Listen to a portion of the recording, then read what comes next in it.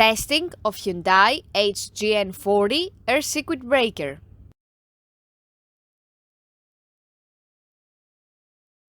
For testing, we add a 220 volt AC power supply. At first, we trip the breaker manually.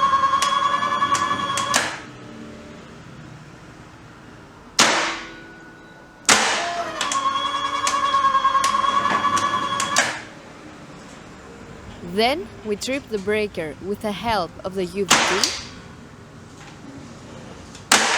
Next, we perform a short time delay test and the breaker trips almost instantly.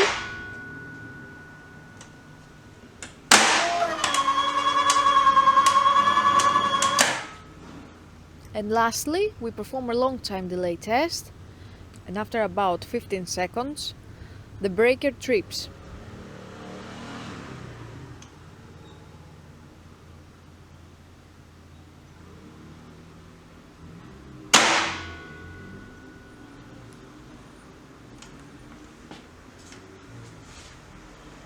It is now clear that the air circuit breaker is working successfully and is ready to be delivered to the customer.